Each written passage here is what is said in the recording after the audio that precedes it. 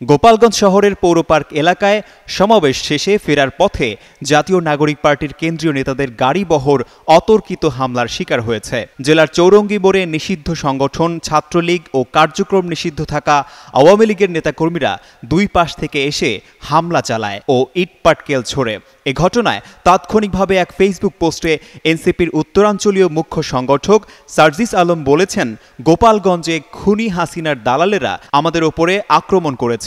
Police দাঁড়িয়ে নাটক দেখছে, পিছু হটছে। আমরা যদি এখান থেকে বেঁচে ফিরি তাহলে মুজিববাদের কবর রচনা করেই ফিরব, না হয় ফিরব না। এ সময় দেশের মানুষের প্রতি আহ্বান জানিয়ে তিনি লিখেছেন, সারা বাংলাদেশের মানুষ গোপালগঞ্জে ছুটে আসুন। গোপালগঞ্জের বিবেকবান ছাত্র জনতা জেগে উঠুন। দালালদের কবর রচনা করার আজকেই শেষ দিন। এদিকে গোপালগঞ্জের বিভিন্ন সড়কে ব্যারিকেড দিয়ে আটকে রেখেছে হামলাকারীরা। তাতে বিভিন্ন জায়গায় আটকে পড়েছেন এনসিপির নেতারা। এর মধ্যে চৌরঙ্গী মোড় থেকে এনসিপির গাড়িবহরের কয়েকটি যানবাহন ঢাকা খুলনা মহাসড়কের দিকে চলে গিয়েছে। সেসব গাড়িবহরে কারা রয়েছেন তা জানা যায়নি।